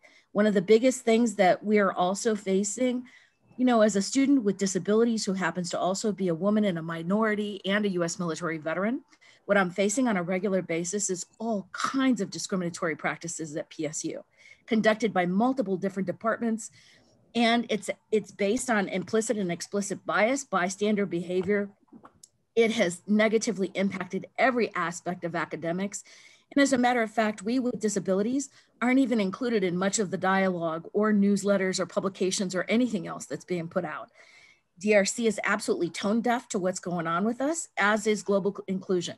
And I don't mean to be disrespectful, I'm just telling you my truth. It's been going on for many, many months since I've become a student here in fall of 2020. Financial aid, student financial services, registrar's office, veterans certification, student life, all of them work in conjunction to help each other with pat on the backs and attagirls, attaboys, all that kind of stuff. And in the meantime, we're having students dropping like flies left and right all over the place. And what we discussed in our last group is that what we're losing is the next potential Stephen Hawking, the next, Ruth Bader Ginsburg, the next Mother Teresa, the next everything, because our students don't feel safe here. It's not a comfortable feeling. We don't even have basic access to online studies because there's major problems with software, with platforms, with all kinds of things. This has nothing to do with the pandemic. These things have been systematic and in place for many, many years. And all it is, it doesn't take money to throw at the problem. It takes intention. Basic common decency, equality, and intention. And there are plenty of laws governing what's going on to make sure that there's equality. It's just that people within PSU are not following those standards. I appreciate it very much. Go ahead, Mark. AG, if you don't mind, I just want to add a little bit to that, because I think hearing all of that, right, I think the group started to think about some processes that could be put into place to look across the institution to see where there might be misalignment between the vision and the actual operation and function of various units throughout the institution, right? And then to kind of gather a series of notes or information that could then be fed up through like an advisory group who would focus on a set of challenges, maybe in one specific area, and then make recommendations to the president that would be actionable recommendations to be and to resolve some of the things that AG is talking about. But it would really have to be a system-wide process of looking across the entire institution. So, she was talking about financial aid, for example, and if we look at the way scholarships are awarded, and does that privilege or not privilege certain groups of people? And if that does, what do we recommend as a way to address it? Appreciate that. Thank you. And our final report out from Alyssa. Yeah, thanks, Ame. I was the scribe for our group led by Marshana. I think the main theme that we came out with was that racial equity is an infinity space. So it's constantly moving, constantly changing, and there's no beginning and end. And I think that's what makes part of this work very difficult, is changing this linear thinking mindset, thinking about past, present, future all in one time or all in one space. And that realizing that we will never be a racially just PSU. We're not an island. We exist within an overwhelmingly white supremacist economy and system, but taking racial equity as incremental and in steps and continually increasing, holding out the vision that of this racial justice infinity space. And not being afraid to try new things, not operating from a space of fear or fear of being sued, chastised, but trying things. And rather than saying no out of the gate, or we tried that 10 years ago, to stop doing that and just trying new things and seeing what happens. And also to stop functioning from short-term gain and thinking about what investments do we need to make that will push us forward to a long-term future. Some other thoughts that came out of this group, specifically around the first question of what does it look like to lead with racial justice and equity, would be that seeing that faculty are aware of racial inequity and who use practices to fight it. Also using practices with internships and our community partners and cutting off relationships with community partners that don't live up to our values. Faculty needing to be aware of how to help students impacted by racial inequity, educating others within the classroom who may be unaware of minorities experiencing inequity within the institution and their lives, and true inclusion also behind doors. and being able to work with faculty to understand how to navigate these experiences in the classroom. Getting rid of the savior mentality, trying to assume where BIPOC folks or minoritized folks are coming from, and just extending what do you need and how can we support you, and inviting students into the spaces and also allowing them to deny those invitations. And then I think just a couple other points, really, thinking about flattening our hierarchy and more power sharing, thinking about co-created curriculum with students instead of for students, and thinking about transformation instead of, reform, and making the institution maybe into something completely different. And then more diversity overall in students, not just in faculty and staff, developing our community partners, research projects tailored to developing our communities and encouraging diverse students to come to PSU. And then finally, I'll just say reversing accountability. Rather than punishing those who are not doing the work, investing in those who are and who are doing the modeling correctly, not going to outside people all the time, because PSU has a lot of smart and invested people in the institutions, and creating a structure where we invest in those folks who are doing the modeling. Thank you very much. And thank you to all of those who have presented. I know we don't have time to hear from lots of groups, but I'm asking again, we really would like some assistance in kind of mining this data and making sure that we carry forward what we've heard. So please reach out. I would like to invite Wayne to very quickly share a little bit about the work that the Bipark committee has been doing that's related to this conversation, right, about centering equity as we have difficult conversations. Hi, everyone. This is Wayne Wakeland. I'm chair of the System Science program. I represent the Graduate Council on the ad hoc Faculty Senate Committee on what's called Academic Program Reduction and Curricular Adjustment. We refer to that as APRICA. And the charge to our committee in response to the challenges facing PSU is to recommend principles and priorities based on PSU's values and mission, with an emphasis on applying a diversity, equity, and inclusion lens, and then to share these with the OAA to guide decision-making. There are two links in the chat. One of them is the website for the APRICA committee, which has links to our draft principles and priorities document, and links to a form for providing feedback to the committee on the draft documents. The second link is to 3 slides summarizing the principles and priorities and reiterating the links in the chat. Following our breakout session, we've just finished on living our values as we make challenging decisions and face the headwinds. Our question to everyone here is, how can the principles and priorities articulated in our draft document on the website be improved to better guide and operationalize our focus on diversity, equity, and inclusion as we take actions to address the challenges facing the university? Although the draft was created by a thoughtful, well-intentioned faculty team, we do not even begin to reflect the diversity of PSU and its stakeholders. So we invite you to visit the APRICA website, the link in the chat, review the draft, and use the forum to help us improve our statement of guiding principles and priorities. Thank you. Well, thank you very much, Wayne, and we appreciate the work that you've been doing.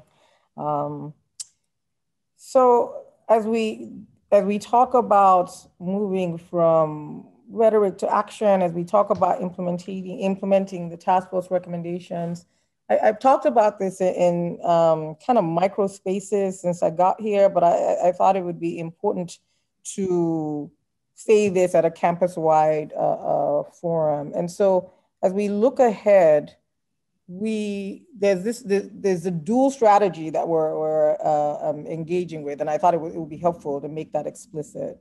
So on the one hand, there is the next slide, please. Oh, next slide, please. There is, kind of the infrastructure building, and it's been interesting because I've been listening to conversations and feedback throughout the day. You folks have been saying this, so this shouldn't be a surprise in any way, shape, or form. But there are lots of things that we're trying to do that fit into kind of the infrastructure building bucket, right? And so we're trying to reactivate a search advocate program. Folks were trained a couple of years ago, and that just hasn't taken off. And so we're looking to reactivate that group, the members who are still interested, start with a pilot, and then figure out how to broaden it campus-wide. Conversations happening, expanding. There are lots of wonderful mentoring initiatives happening across campus, and we're in conversations about how to expand those for minoritized students and employees. The president has shared before the embedding of diversity, equity, and inclusion on performance reviews, and so look out for that. That's coming. Folks across campus who have not already done this are intentionally embedding DEI into job descriptions. And we obviously want to get into a place where this is in everybody's job description, that this is the work that we do. People across campus are creating diversity committees and champions, and we honor that work. There are lots of training and development activities that have happened through the summer, and we want to continue to support those. We want to continue to expand those. I mean, right now, I think CODA canceled class for 3 days, and they are in an anti-racist colloquium. And there just have been really great things that have been happening across campus, and we encourage those, and we want those to continue. But the other part of our strategies, one I want to park, and so please, next slide, I want to sit with that for a little bit. And I've been thinking about how to frame it. Diversity, equity, and inclusion conversations do not lend themselves in any way, shape, or form to kind of sound bites, right? These are complex matters. They require unpacking. And so every time I have to do something in a short period of time, I always worry about not doing it right. And I've heard that echoed through kind of the feedback. And so I put some thoughts down about this second strategy, which I have heard mentioned during the report outs today as we lean into this conversation. And I want to set the table with an interpersonal example. So if you have ever been in a relationship where one or more parties had more power than others, and you needed something from that relationship or from people in the relationship, then you are going to have some sense or weigh into what I'm going to talk about, right? And so you know in these relationships that it can be very challenging to be a full partner, because you know that the relationship is always tilted towards the people with more power. You know that in these relationships, you are often kind of well-intentioned or not, consciously or not, patronized or condescended to. And you know that when this happens, you usually don't say anything because you don't want to rock the boat. So you just like roll your eyes in private, or you blow off some steam with trusted friends, but the table is set, right? You know that you are the party who needs to be acquiescing or adjusting or modulating because you need something, right, from the people in power. And so, you know, it's an interpersonal example, but it's an interpersonal example that has all sorts of ramifications for group level work. And because this dynamic shows up a lot in service learning relationships, it shows up a lot in international aid efforts, and it obviously shows up a lot in social justice work. And so when people are engaging in any of these efforts, if they have never read To Hell with Good Intentions from 1968, I encourage them to read that, and then we start that, and we have unpack that, and then use that to lean into these conversations. So it is very clear that if you are in a relationship where there's unequal power and you are the one in the asking position, there's no way that dynamic can lead to justice. There's no way it can actually support equity, and it certainly doesn't lead to structural change. And so as we do racial justice work at PSU, we want to avoid reinforcing this as much as we can. And this is important to kind of lean into as more and more dominant group members are leaning into racial justice work, which we want and which we applaud, right? But what we are trying to do is center our efforts in a core truth. And that is that BIPOC folks are fully human, fully wise, fully capable, and fully glorious. And that BIPOC people and communities are as complex and imperfect as other humans, and they are tied to rich histories, cultures, and experiences of agency, self-definition, resistance, resilience, and thriving. So it is systems of oppression that have devalued and tried to devalue and disenfranchise and disempower BIPOC individuals and communities and interrupt their path to success, not that BIPOC communities are incapable of determining success for themselves. So with our BIPOC-centered and BIPOC-led initiatives, so the infrastructure kind of building piece tends to be dominant-centered, right? Somebody mentioned, oh, we need more training for kind of front-facing faculty and staff. It tends to be very, very dominant-centered in terms of who is this work for? But with BIPOC-centered and BIPOC-led initiatives, the goal is to shift or reset the frame and change the subject-object relationship so that BIPOC folks are not passive receptacles waiting to be saved, acted upon, given to, or done for, and BIPOC individuals and communities are not here in service to dominance, right? Not here to educate, not here to, provide guidance all the time. So the role, when we talk about our BIPOC-centered and our BIPOC-led initiatives, the role for those with power in this reframing or resetting is, as President Percy mentioned earlier, to come alongside the agency, the self-determination, and the brilliance of BIPOC communities and individuals, and to act on structural barriers and oppressive systems that get in the way of BIPOC folks reaching their potential. And doing this by re-empowering and re-enfranchising. And that is when I talk about that, I'm like giving back that which always was. We're not creating something. Like, people have agency. The agency has been taken away or has been mitigated in some ways. And so it's giving back what has been taken, not creating something like it was never there, right? So those with power get to leverage and share their positionality, their power, and their resources to advance the agenda BIPOC people have for themselves, not the dominant agenda for BIPOC folks. And this, it sounds really, when you're talking about it theoretically, it sounds super obvious and very easy to do.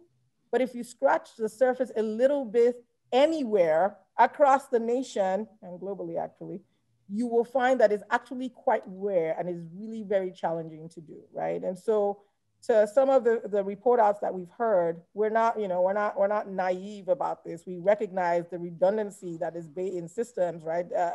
We heard this earlier in the panel. So we recognize that really trying to do this system-wide will take a while because these things are super pervasive and they're invisible and they're so normed, it's as natural as breathing. So in the meantime, what we're going to try to do is support current sites and spaces and create other sites and spaces that really support BIPOC-centered and BIPOC-led efforts. And so I will tell you that I was attracted to PSU because of some of the sites that already exist.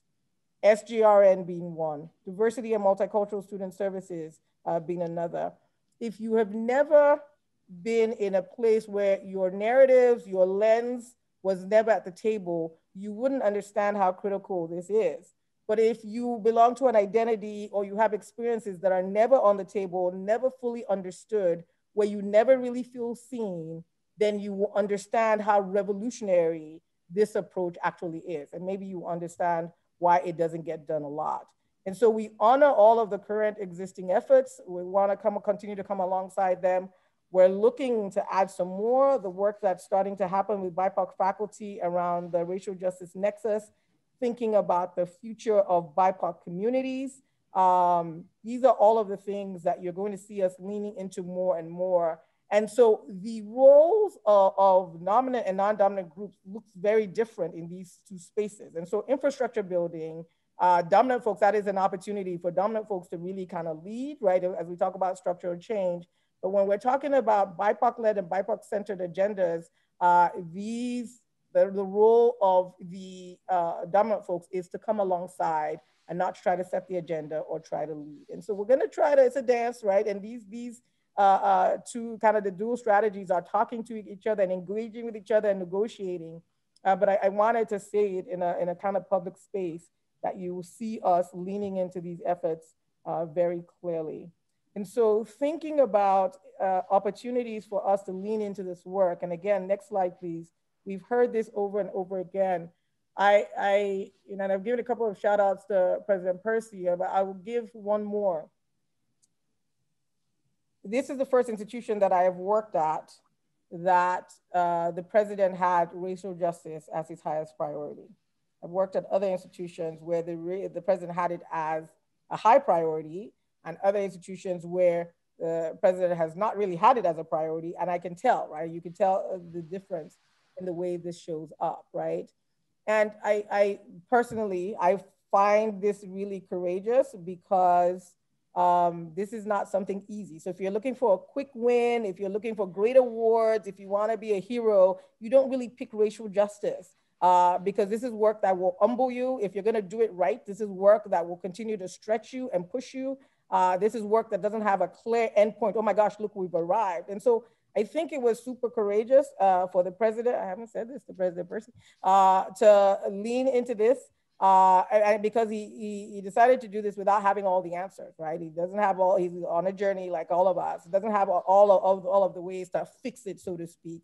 And so because the president has made a courageous decision to do this, I hope what that does is actually empower courageous activity all across campus to do this right, to do this well. And so if this is our highest priority, it needs to look a little different, a lot different, from folks who don't have this as a priority at all. And it needs to look different from those who have it as one of the high priorities, if that makes any sense, right? And so when we think about opportunities to lean into this work further, and you folks have already said it, so this is just kind of, affirming the wisdom that has been shared today. Time, space, and attention, for the work. This work takes time. We have to be able to focus. This is my job. This is my primary job. And I am stretched, right, to be able to be as reflective or as thoughtful as I want. And I keep hearing that across campus. So how we figure out collectively how to make time to do this is a challenge for us, right? We need to make room for developing new lenses and models. This stuff is so invisible, right? It's been around for so long that it actually takes time. I think about, you have to look at it long enough and then it starts to come into focus, right? And so there are lots of quick technical things we can do, and we will continue to do all of those. But if we really are gonna get to structural and systemic change, it's gonna require a lot more time and a lot more unpacking than we think that we have. And then we have to experiment. The president mentioned this in his remarks earlier. And some of those things will feel different. Some of those things will feel strange. Some of those things might actually feel wrong because we are deliberately saying we are going to reset, reframe, we're going to change kind of normative ways of being. And so making space for that feeling, when I'm driving to drop my kid off and I have to take a detour, I hate it because that makes me, I now have to think or punch something into the GPS because I don't know where the routing is taking me. It might feel not so awesome when we start to put some of these things in place. So we need to make room for that. Next slide, please.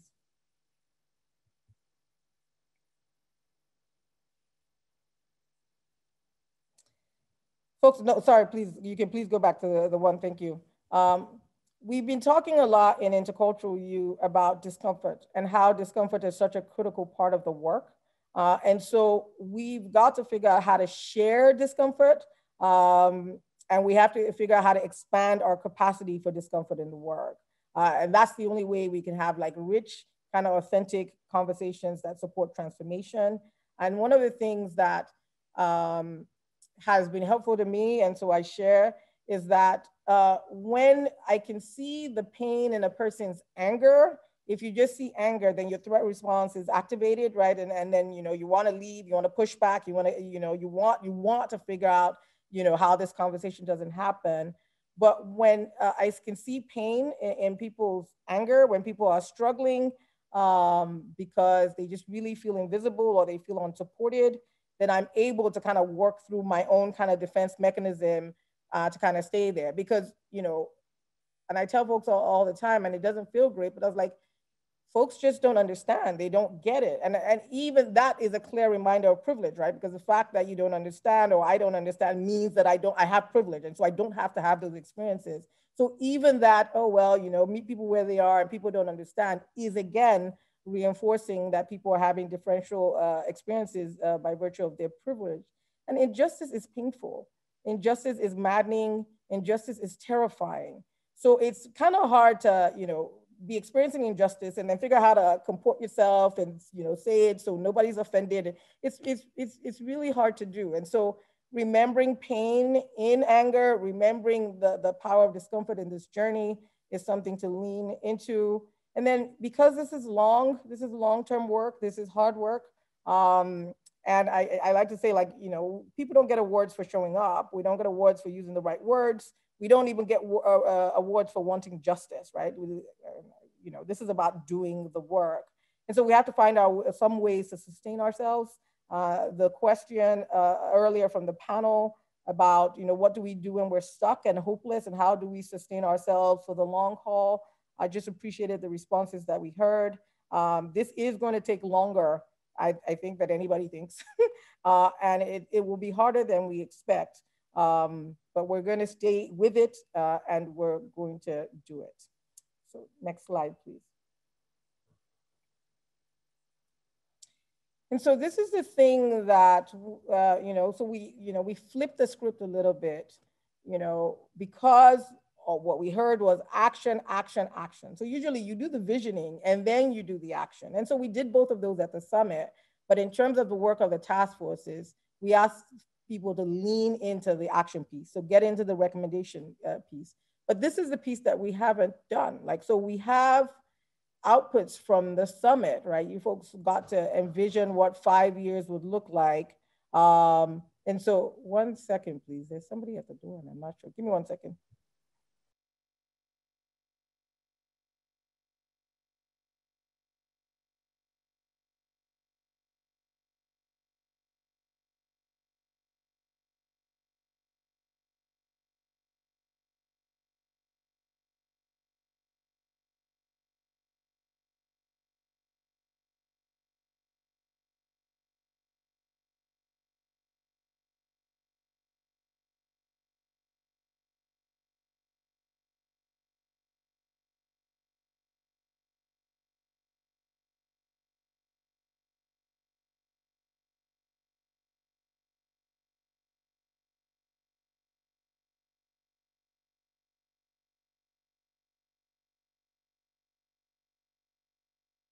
Sorry to disappear. There was somebody knocking and I was like, I don't know who that is, but somebody sent me a delivery. Maybe one of you, I'm not sure.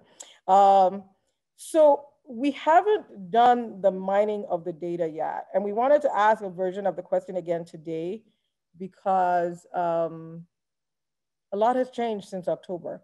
And we wanted to make sure that the outcomes of the summit match what you're thinking and what you're feeling today. So that's work that remains. And it becomes really important that we have a vision and we have a why that we hold on to when it gets hard, when we get tired, when we get distracted, because all of that will continue to happen. So stay tuned for that. My hope is, I know that we won't have a kind of a gathering in the summer because faculty and students are not fully here. And so it might not happen until the fall, but we will have a space to talk about vision. And then hopefully at that, no promises, but hopefully at that time, we can also debut what we have for the equity scorecard so we can start looking at how we're going to track our progress. Next slide, please. So just in case you were wondering, I'm sure you're not or you wouldn't be here, but just in case you were wondering, you are fully needed in the work. And what we need, I have like 5 or 6 things that I say all the time because I think, the more you say it, the more they stick. That, in some ways, if you can kind of step out and look at a system, right? And so this is a system, we have a system right now that supports equity for dominant folks and doesn't for folks who are minoritized. There are different levers all through the system. And so it really is helpful for folks to figure out what are the levers that are available to me. I can't do everything. No, you can't do everything. And you don't have to, fortunately, right? Because it's a collective effort. But what are the levers that are available to you? And what would it take? Like, what do you need, right? To be able to pull those levers and pull it in a way that's effective. I think that's part of the collective work that we need to do. And so as we work, and it's, it's gonna take us some time, but as we work to build an infrastructure that drives this and comes alongside all of the great work that is happening across units on campus, thinking about, what lever, if I'm a faculty member in this department, what are the levers available to me? If I'm an early career staff member, what are the levers available to me? If I'm a student, what are the levers available to me? And then what do I need from others, right, who have access to different levers? So welcome again to the work. And I wanted to make sure, that was my goal, to make sure that we just had a little bit of space. And so I'm glad that it happened, for people to just put in thoughts, questions. We couldn't get to questions earlier, but just drop some things in the chat, and then we're gonna get you out right on time, but we'll get to whatever we can, and then I'll follow up after our time together.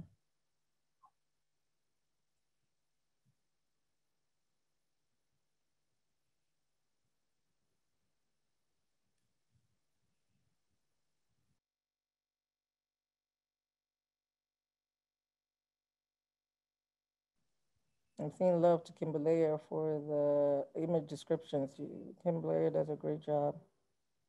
Others, thoughts, questions?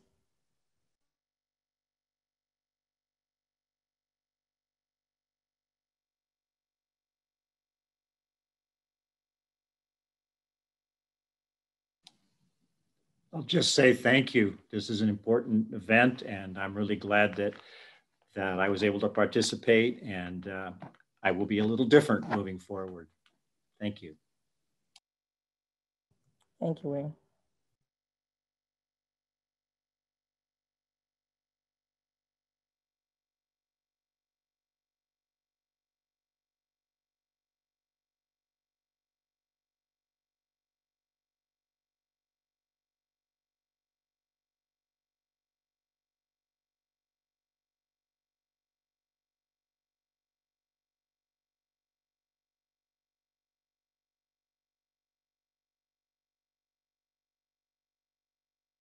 Thanks, President Percy. Thanks. Yes, yes, the scribes, the facilitators, those who jumped in, who volunteered themselves. Yes, yes, yes. Thank you, thank you.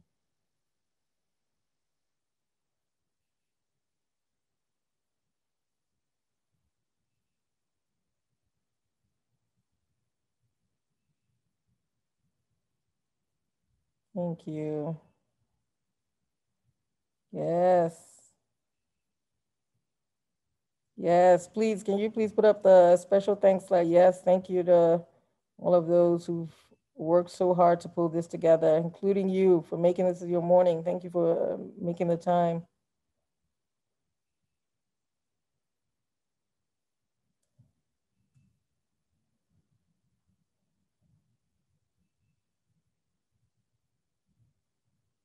Thank you. Okay. Love, love, love.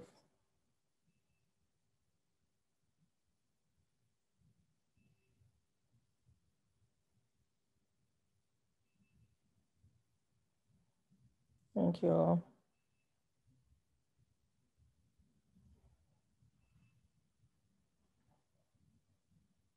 Yes, shout out to the students.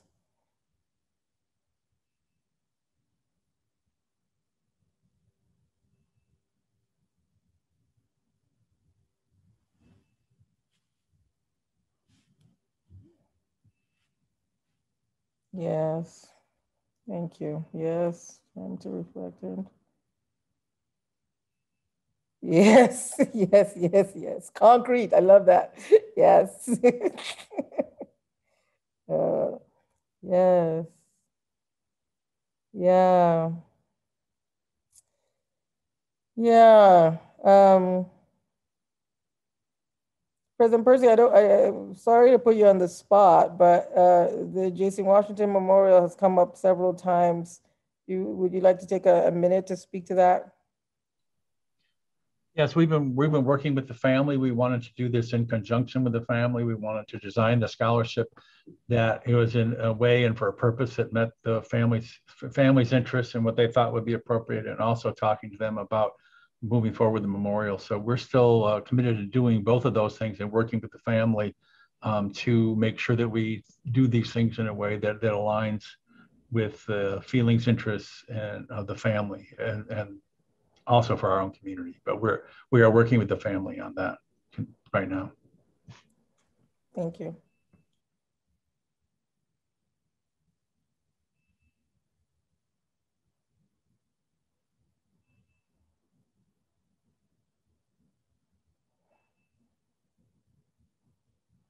Well, that's definitely, yes, please. Yes. So Katie, you will reach out. Yes. Yes. And absolutely to this being a collective effort. Provost Jeffords for making the space, and just all of the work. Okay. I got your email. Thank you.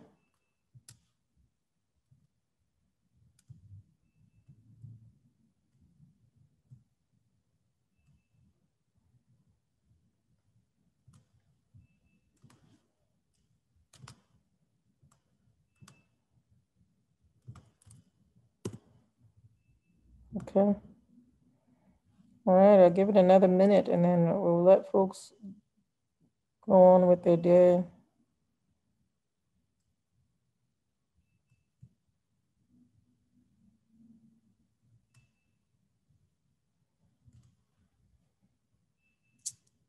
I appreciate you folks very much.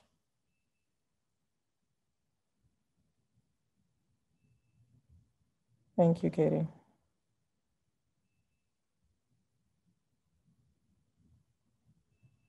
Yes, thank you, Iris.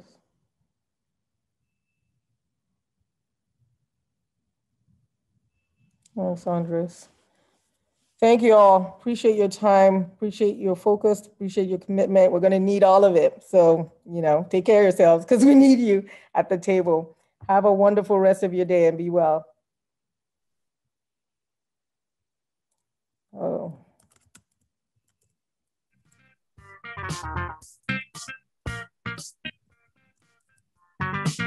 Talking to you, Carlos.